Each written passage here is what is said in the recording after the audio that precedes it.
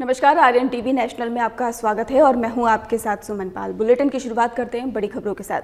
मुख्यमंत्री विष्णुदेव साय ने सामूहिक कन्या विवाह कार्यक्रम का आयोजन किया और कार्यक्रम में ही 300 जोड़ों का सामूहिक विवाह संपन्न हुआ। मुख्यमंत्री ने वर वधू को आशीर्वाद दिया और उन्हें जीवन में ही सुख समृद्धि उनके लिए कामना भी की है और शुभकामनाएं भी दी है। इसके साथ ही आपको बता दें, कार्यक्रम में केंद्रीय मंत्री, डिप्टी सीएम और अन्य कैबिनेट मंत्री भी मौजूद रहे। सामूहिक विवाह योजना के तहत ही लाभार्थियों को सरकार की ओर से आर्थिक सहायता और उपहार भी प्रदान किए गए। बोलिए भारत माता की। इतना खुशी का दिन है। आज यहां पर 1317 जोड़ी शादी संपन्न हो रहा है और घराती बाराती सब बैठे हैं और आप लोग खुश नहीं है लग रहा है। बोलिए भारत माता की, भारत माता की, छत्तीसगढ़ मातारी की, छत्तीसगढ़ मातारी की। आज रायपुर की इस पावन भूमि में आयोजित मुख्यमंत्री कन्या विवाह समारोह में मंच में विराजमान हमारे प्रदेश की महिला बाल विकास एवं समाज कल्याण मंत्री श्रीमती लक्ष्मी राजवाड़े जी, मंच में विराजमान हमारे प्रदेश के मंत्री गुरु खुशवंत साहिब जी, हमारे विधायकगण श्री मोतीलाल साहू जी, श्री पुरंदर मिश्रा जी, श्री अनुज शर्मा जी, श्री सुनील सोनी जी, श्री संपत अग्रवाल जी, रायपुर जिला पंचायत के अध्यक्ष श्री नवीन अग्रवाल जी, आरडीए के चेयरमैन श्री नंदे साहू जी, बीज निगम के चेयरमैन श्री चंद्रहास चंद्राकर जी, वक्फ बोर्ड के चेयरमैन डॉक्टर सलीम राज जी, बाल अधिकार संरक्षण आयोग के अध्यक्ष डॉक्टर वर्णिका शर्मा जी, श्रीमती लक्ष्मी वर्मा जी, गौरी शंकर श्रीवास जी, श्रीमती मीणा गुप्ता जी, महिला बाल विकास विभाग की सचिव श्रीमती सम्मी आब्दी, हमारे नागरिक आपूर्ति निगम के अध्यक्ष संजय श्रीवास्तव जी, तेलघानी बोर्ड के चेयरमैन जितेंद्र साहू जी, मंच में विराजमान सभी अतिथिगण, विभाग के अधिकारीगण और आज पूरे प्रदेश में अलग अलग जिलों में भी ये कार्यक्रम संपन्न हो रहा है मुख्यमंत्री कन्या विवाह का। तो ऐसे सभी जिलों में जुड़े हमारे मंत्रीगण, सांसदगण, विधायकगण, जनप्रतिनिधिगण और इस विवाह समारोह में उपस्थित रायपुर और आसपास के 7 जिलों के सभी हमारे सज्जनवृंद, मातृशक्ति माताएं, बहनें, युवा साथियों और आज जो 1317 जोड़ी आज परिणय बंधन में आज जुड़ रहे हैं, नया जीवन शुरू कर रहे हैं, ऐसे सभी हमारी बेटियां, हमारे बेटे, दामाद और मीडिया के मित्रों, मैं सबसे पहले आप सभी लोगों का आज के इस अवसर में हृदय से अभिनंदन और स्वागत करता हूं। और आज का ये दिन छत्तीसगढ़ के लिए बहुत ही ऐतिहासिक दिन है कि आज पूरे प्रदेश में एक साथ मुख्यमंत्री कन्या विवाह योजना के माध्यम से कुल 6,414 जोड़े आज अपना नया जीवन शुरू कर रहे हैं, दाम्पत्य जीवन शुरू कर रहे हैं। ऐसा शायद पहली बार हुआ होगा इतनी संख्या में एक साथ आयोजन होना। इसके लिए मैं समाज कल्याण विभाग और उनकी मंत्री श्रीमती लक्ष्मी राजवाड़े जी, उनकी पूरी टीम को मैं बहुत बहुत इसके लिए धन्यवाद करता हूं। और साथ ही साथ जो आज 6,414 जोड़े आज विवाह के बंधन में बंध रहे हैं, ऐसी हमारी सभी बेटियों को और बेटों को बहुत बहुत बधाई, शुभकामनाएं, उनको आशीर्वाद देते हैं कि उनका ये दाम्पत्य जीवन मंगलमय हो, उनका दाम्पत्य जीवन सुखमय हो, एक नया जीवन प्रारंभ कर रहे हैं। बहुत बहुत आशीर्वाद। और आप सबको पता है ये योजना 2005 ईस्वी में हमारे तत्कालीन मुख्यमंत्री आदरणीय डॉक्टर रमन सिंह जी ने शुरू किया था। सबको मालूम है कि बेटी की शादी एक चिंता का विषय हो जाता था, और विशेषकर गरीबों के लिए, ग्रामीणों के लिए अगर बेटी की शादी करना है तो कर्जा बाड़ी लेना पड़ता था, जमीन बेचना पड़ता था, रेगाबारी करना पड़ता था अपनी जमीन का, तब जाके बेटी की शादी होती थी। और शादी के कई साल बाद माता पिता कर्जा उतारते रहते थे, तो इस तरह की समस्या होती थी। लेकिन धन्यवाद देना चाहेंगे तत्कालीन मुख्यमंत्री डॉक्टर रमन सिंह जी को, जिन्होंने हम सब लोगों की भावना को समझते हुए ये मुख्यमंत्री कन्यादान विवाह योजना इस प्रदेश में लागू किया। और उस समय हमको मालूम है कि मात्र 5,000 रुपया खर्चा होता था एक जोड़ी में। लेकिन आज 20 साल बाद 2025 में जब हम लोग खड़ा है और प्रदेश का रजत जयंती वर्ष मना रहे हैं, तो आज 5,000 का 50,000 हो गया है। 10 गुना वृद्धि हो गया है, 10 गुना वृद्धि हो गया है। आज हम लोग 35-35 हजार रुपया का सभी जोड़ियों को चेक भी दिए हैं, ताकि वो अपने उपयोग के अनुसार उसका उपयोग करें। तो इस तरह से बहुत बड़ा सहयोग मुख्यमंत्री कन्या विवाह योजना के माध्यम से विशेषकर हमारे गरीब माता पिताओं को हो रहा है, तो उनको भी बहुत बहुत बधाई देते हैं। और आज के इस अवसर में रायपुर सहित 7 जिले के जो घराती बाराती आप सब लोग और नागरिक बंधुगण आए हैं, सब साक्षी बन रहे हैं। आप सबका भी धन्यवाद। और बहुत अच्छी योजना है। एक तो अलग से शादी भी करते तब भी इतने लोग आशीर्वाद देने के लिए नहीं पहुंचते। आज इतना इनका भाग्य अच्छा है कि आज मंत्री, सांसद, विधायक, जनप्रतिनिधि और क्षेत्र के इतने लोग नव दंपति को आशीर्वाद देने के लिए यहाँ पर एकत्र हुए हैं। ये बड़ा सौभाग्य का विषय है। और आप लोगों के आशीर्वाद से हम लोग छत्तीसगढ़ का तेजी से विकास कर रहे हैं। अभी मात्र 2 साल हुए हैं हमारी सरकार को, लेकिन जो वादा था 2023 के विधानसभा चुनाव में हमारी पार्टी का, हमारे देश के यशस्वी प्रधानमंत्री आदरणीय नरेंद्र मोदी जी का, उन सभी वादों को हम लोग मोदी की गारंटी का नाम दिए हैं। और मोदी के गारंटी के अधिकांश कामों को मात्र 2 साल में हम लोगों ने पूरा किया है।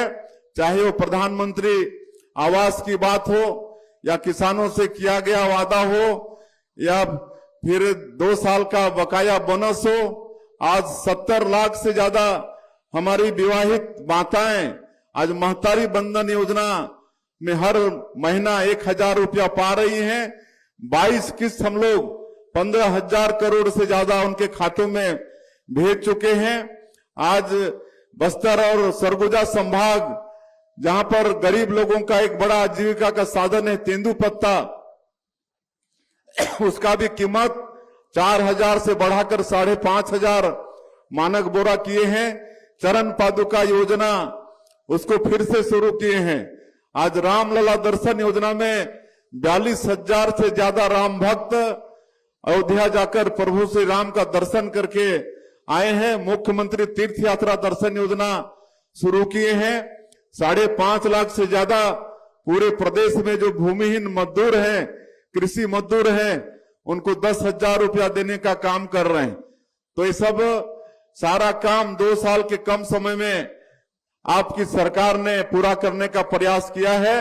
आज बड़ा खुशी की बात है कि आज के इस शादी समारोह में मुस्लिम समाज से 3 जोड़ी उनका शादी संपन्न हो रहा है, ईसाई समाज से 113 जोड़ी का शादी संपन्न हो रहा है, बौद्ध समाज से 5 जोड़ी का शादी संपन्न हो रहा है, और बैगा जो राष्ट्रपति के दत्तक पुत्र कहे जाते हैं, पीवीटीजी में आते हैं, आज ऐसे समाज के 10 जोड़ी भी आज परिणय सूत्र में बंध रहे हैं। तो इनको सबको बहुत बहुत आशीर्वाद, और ये अंत्योदय के उत्थान का प्रतीक है।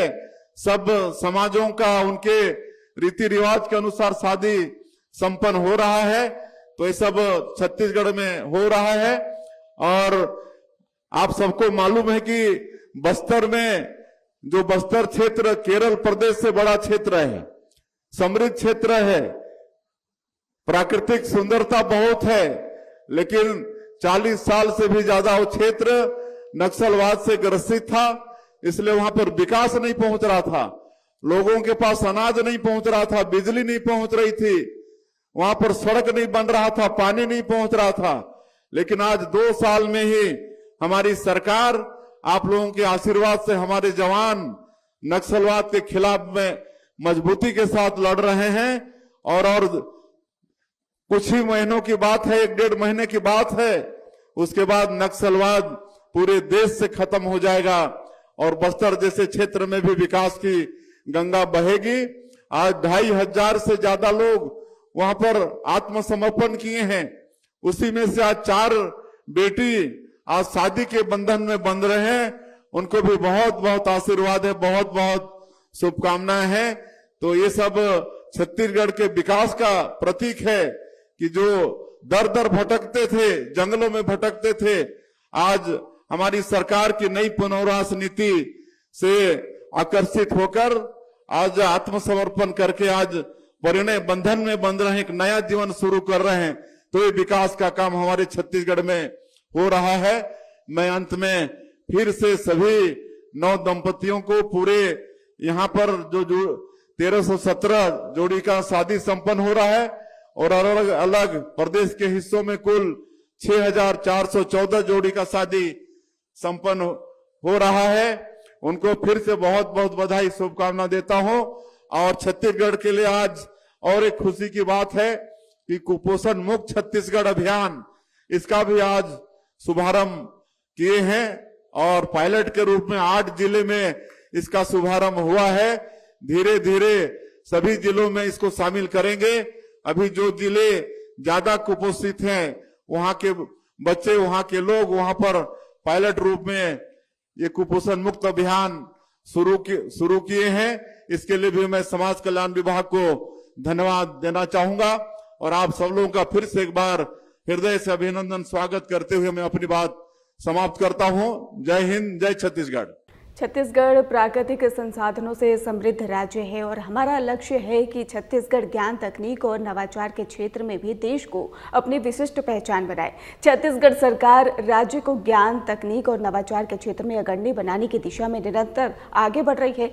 आधुनिक अधोसंरचना, प्रभावी ई गवर्नेंस प्रणाली और इसके साथ ही निवेश अनुकूल नीतियों के चलते छत्तीसगढ़ IT और ITAS और इमर्जिंग और टेक्नोलॉजी आधारित उद्योग के लिए एक भरोसेमंद और आकर्षण गंतव्य के रूप में उभर रहा है। इसके साथ ही मुख्यमंत्री विष्णुदेव साय ने आज अपने निवास कार्यक्रम में इलेक्ट्रॉनिक्स और सूचना प्रौद्योगिकी विभाग और छत्तीसगढ़ शासन और software technology parks of India के मध्य हुए महत्वपूर्ण समझौते ज्ञापन उपरांत कार्यक्रम को संबोधित करते हुए ये बात कही है।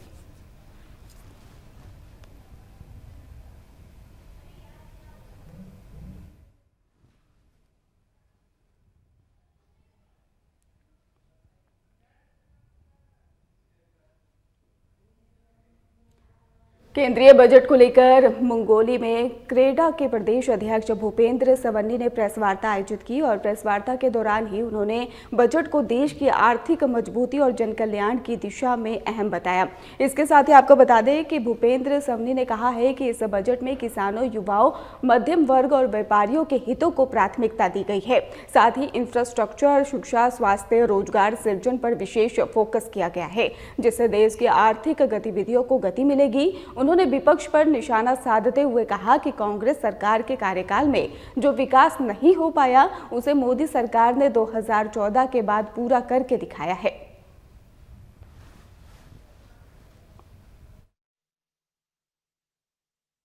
भारत देश के यशस्वी प्रधानमंत्री आदरणीय श्री नरेंद्र मोदी जी के नेतृत्व में इस देश के वित्त मंत्री सीतारमण जी ने जो केंद्रीय बजट 1 फरवरी को प्रस्तुत किया गया है 2026-27 के लिए, यह बजट एक देश का ऐतिहासिक बजट है और यह विकसित भारत को ले जाने वाला बजट है।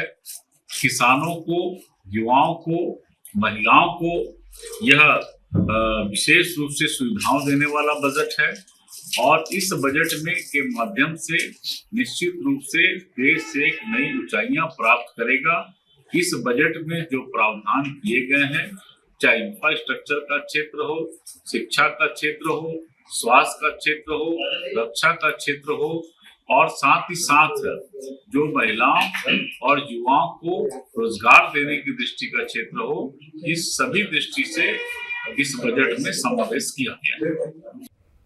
एमसीबी जिले के चिरबिरी में अपने दौरे के दौरान पुलिस अधीक्षक रत्ना सिंह ने ही स्थानीय व्यापारियों और कई संगठनों के प्रतिनिधियों के साथ एक महत्वपूर्ण बैठक की। बैठक का मुख्य उद्देश्य क्षेत्र की सुरक्षा व्यवस्था को मजबूत करना और व्यापारियों की समस्याओं और सुझावों को सुनना रहा। बैठक स्थल पर पहुंचने पर व्यापारियों ने एसपी रत्ना सिंह का पुष्पगुच्छ देकर स्वागत किया।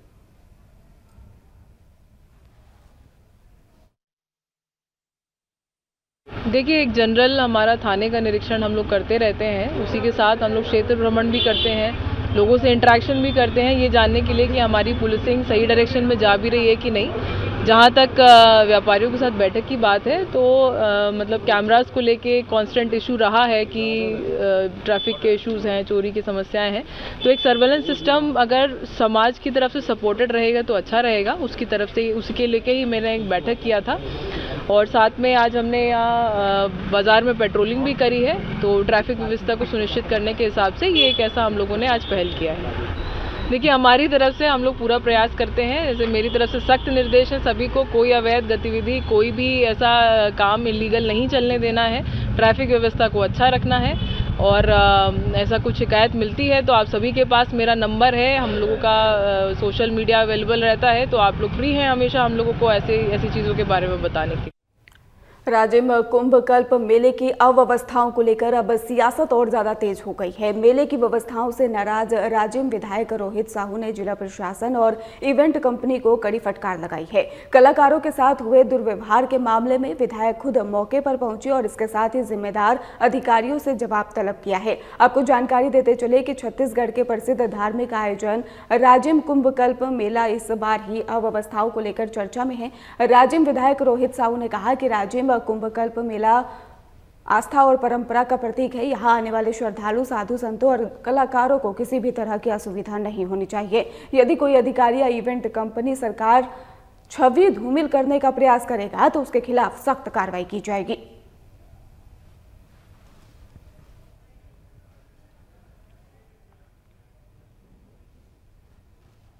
ये अच्छा चीज नहीं है, जिम्मेदारी आपकी है ये।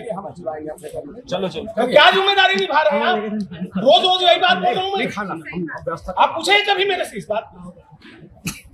कल भी मैं बोल के गया था इस बात की भोजन की व्यवस्था बढ़वाइए। क्या बढ़वाए अभी तक भोजन व्यवस्था? अरे अभी यहाँ इतने जनप्रतिनिधि लोग आए, 100 जने बैठे होंगे अंदर में, 100 जने ठीक से खाना नहीं खाए। मेरे घर वाले भी आए, उनको भी ठीक से खाना नहीं मिला। जगदलपुर के लालबाग मैदान में 3 दिनों से चली आ रही बस्तर पंडुम कार्यक्रम पर सर्वप्रथम देश के महामहिम राष्ट्रपति ने शिरकत की और बस्तर के व्यंजन से संबंधित 12 विधाओं से सुसज्जित कार्यक्रम का तारीफ भी किया है। लेकिन वहीं पर आपको बता दें, केंद्रीय मंत्री अमित शाह के कार्यक्रम के दिन समापन कार्यक्रम पर जनजातीय औषधि का ही प्रदर्शन करते हुए लोगों ने विरोध किया है। जनजातीय औषधि के लगे हुए स्टॉल के लोगों ने ही यहाँ पर निर्णय को पक्षपात बताया और साथ ही जिन्होंने जमीनी स्तर में जड़ी बूटी औषधि खोजकर जंगल में बिहड़ रास्ते से गुजरकर बस्तर पंडुम में ही प्रदर्शन के लिए कड़ी मेहनत की, उनके साथ चल रहे और करने पर ही आरोप जनजातीय औषधि स्टॉल में बैठे हुए लोगों ने लगाया है।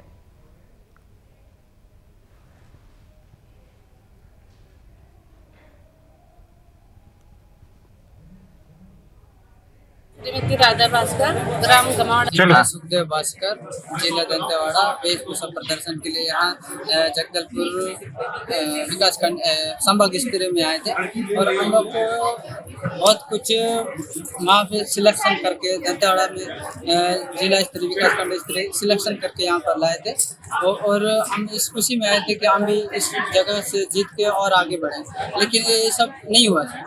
जो भी है हमारे पास पहनावा जो भी है पूरा नहीं है, उस चीज़ को ना देख करके वो लोग रैम बॉम या तो कुछ अपने आप में कुछ चेंजेस करके देखे हैं और यहाँ पर उनको विजेता के नाम पे उन लोगों को आगे सम्मानित किया है। और यहाँ जो भोजन की भी जो व्यवस्था थी वो बहुत खराब थी। पहले शुरुआत में कच्चा चावल था, उसके बाद सेकंड दिन में जो है खाना भी बासी रहा, उसके बाद दाल भी खराब था और ऐसी हम लोग बहुत बोले।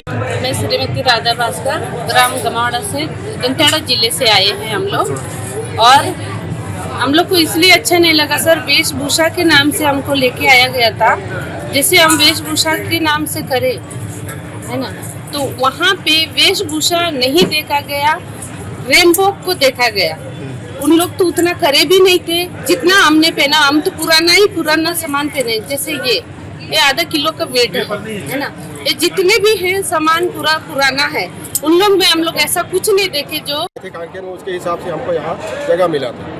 यहाँ हम लोग महीनों से पूरा जड़ी बूटी खोद कर जंगल जाकर पूरा जड़ी बूटी को एकत्रित करके लाए थे कि हम लोग प्रतिभागी बनेंगे इस कोई हमारे पास प्रतियोगिता में ऐसे, लेकिन हमको कोई भी यहाँ पर कोई महत्व नहीं दिया गया। हम लोग इस कार्यक्रम का बहिष्कार करें। तो आप कोंडागांव जिले से हैं और आसाराम नेताम आपके विधायक हैं और कोंडागांव मैं कांकेर जिला से कांकेर से आसाराम नेताम विधायक हैं और कोंडागांव से लता उसेंडी विधायक हैं। तो क्या कुछ इनके पास नॉलेज दिया गया कि आपके संबंध में कि हमारे साथ इस तरह से अनादर किया गया है? अभी तो आज ही है सर, आज पता अभी हुआ है कि मंच में कि दूसरे भी मतलब जो जानकार नहीं है उसको मतलब वो प्रथम पुरस्कार दिया जा रहा है। हमारे जड़ी बूटी के जानकार हैं उनको मतलब कार्यक्रम से मतलब कोई देखने भी नहीं आया, यहाँ कोई आया नहीं। देखने निरीक्षण करने तो आए, लेकिन उसको ना मतलब एक किनारे रख के दूसरे को मतलब हाईलाइट किया गया। पर यहाँ जो बस्तर पंडुम में देखा गया कि जिसको अलग से आयुष विभाग या अन्य जो भी विभाग है अलग से उसको रखाया गया। यहाँ कोई हमको हमारे यहाँ पर जैसे परसों जो है राष्ट्रपति महोदय जी आई थी, वहाँ उनको मात्र उनके लिए ही दिखाया गया। बाकी इधर के जितने अलग अलग कई विधाएं हैं, बहुत महत्वपूर्ण विधा है, एकदम इंटरल एरिया से जिसको एकदम जी रहे हैं ऐसे जगह से लाया गया, पर यहाँ दिखाया नहीं गया। और एकदम शासकीय व्यवस्था जैसा वहाँ पर कोई गुण धर्म नहीं बताया, मात्र एक पौधा का बताया गया है, जैसे छाल है तो अर्जुन, कोई पाड़ेर है। आपके जो बाज़ारों में मिल रहा है तेज पत्ता, चोप चीनी, सफ़ेद मूसली और अन्य अन्य ऐसे चीज़ों को, काली मिर्च, ऐसे चीज़ को लगाया गया। इसको जंगली वनौषधि नहीं कहा जा सकता। तो हमारे यहाँ आप देखेंगे एक से एक ऐसी वनों से औषधि मिला जो दुर्लभों को भी ला के यहाँ लगाया गया अधिक से अधिक। पर यहाँ भिलाई नगर निगम में करीब 12.66 करोड़ रुपए के बड़े भ्रष्टाचार का मामला सामने आया। बीजेपी पार्षदों ने निगम के परियोजना विभाग द्वारा पेयर ब्लॉक लगाने में ही अनियमितताओं का ही आरोप लगाया है। महापौर नीरज पाल और निगम आयुक्त राजीव पांडे पर सीधे तौर पर आरोप लगाया गया है। बीजेपी पार्षदों ने आरटीआई से दस्तावेज निकालकर भ्रष्टाचार के प्रमाण जनता के सामने पेश किए।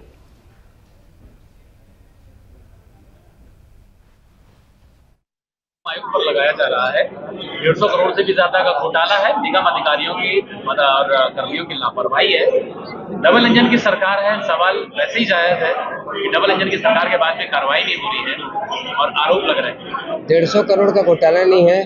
पहली बात तो परियोजना शाखा अंतर्गत 12 करोड़ 66 लाख रुपए का जो प्योर ब्लॉक का जो मामला है, उस मामले को लेकर आज प्रेस वार्ता थी। उस मामले में आरोप लगाया जा रहा है कि बड़े स्तर का लूट हुआ है प्योर ब्लॉक के नाम पे।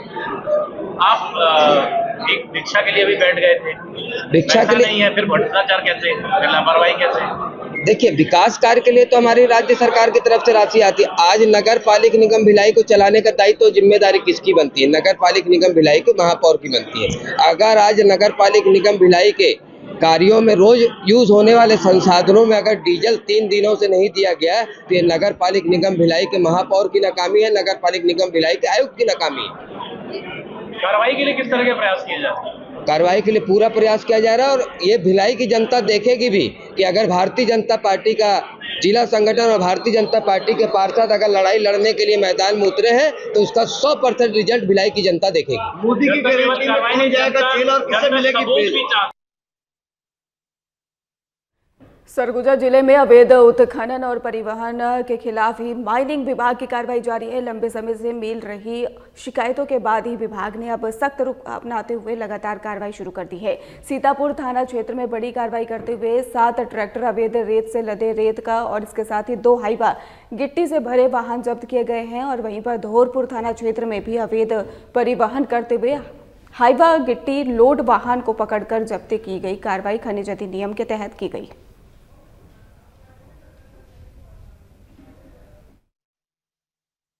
7 ट्रैक्टर सीतापुर क्षेत्र में और जो सैंड का था और 2 गिट्टी की थी, 2 हाइवा, उसको सीतापुर थाने में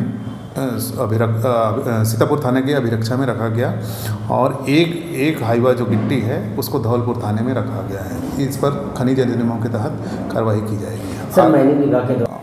अवैध उत्खनन, परिवहन और भंडारण बर्दाश्त नहीं किया जाएगा। जहां पर भी शिकायत मिलेगी हम स्वयं संज्ञान लेके इस पर कार्रवाई करेंगे।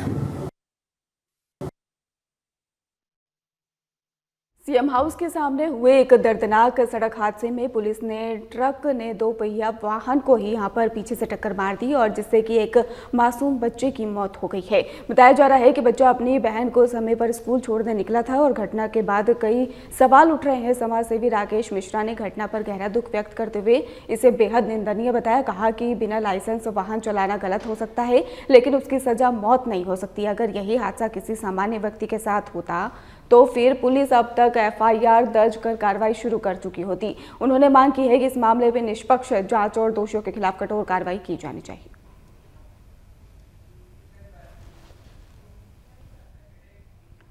जनकपुर से खबर सामने आई जहां पर खड़गवा जा रही दुर्गा बस अनियंत्रित होकर सड़क किनारे गड्ढे में जा गिरी। बताया जा रहा है कि बस में सवार सभी यात्री मुख्यमंत्री कन्या विवाह योजना के तहत कार्यक्रम में शामिल होने जा रहे थे और इसके साथ ही बस में करीब 54 लोग सवार थे। हादसे में 13 यात्रियों को चोटें आई हैं जिन्हें तत्काल नागपुर उप स्वास्थ्य केंद्र में भर्ती कराया गया है। सभी घायलों का इलाज जारी है।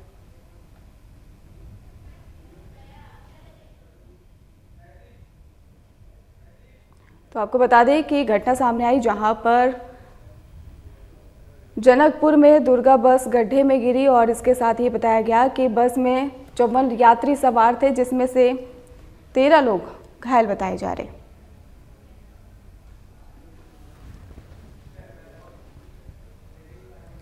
अंबिकापुर के अंबेडकर चौक पर देर रात को भीषण आग लगी और जिसमें 8 दुकानें पूरी तरह से जलकर खाक हो गई है। फर्नीचर और ऑटो पार्ट्स की दुकानों में रखे सामान भी आग की चपेट में आ गए। गांधीनगर थाना क्षेत्र की ये घटना शॉर्ट सर्किट के कारण हुई बताई जा रही है। दमकल की गाड़ियों ने करीब 2 घंटे की कड़ी मशक्कत के बाद आग पर काबू पाया।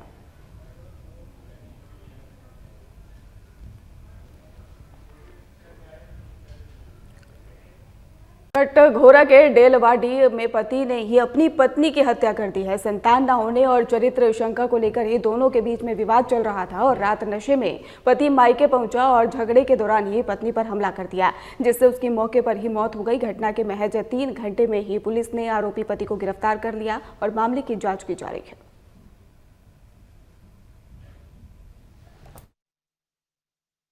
थाना कटघोरा के ढेलवाडी में एक हत्या की वारदात हुई है जिसमें पति तुलसी प्रसाद यादव ने अपनी पत्नी रत्ना यादव को गैती से मारकर उसकी हत्या की। 18 वर्ष हो गए थे इनकी मैरिज को और संतान नहीं हो रहे थे। इसी बात को लेकर एक दूसरे पर आक्षेप करते थे, विवाद होता रहता था। तो इसी में कल उसकी जो वाइफ है रत्ना यादव, ये मायके आई हुई थी। उसी दौरान ये भी पीछे से पहुंचा और गैती उठाकर उसके सर में और चेहरे पर वार किया है जिससे उसकी मृत्यु हो गई। इसमें हत्या का मुकदमा दर्ज कर लिया गया है और तुलसी प्रसाद यादव को गिरफ्तार करके मैदान निकाला। फिलहाल खास बुलेटिन में बस इतना ही। आप देखते रहिए RN TV नेशनल।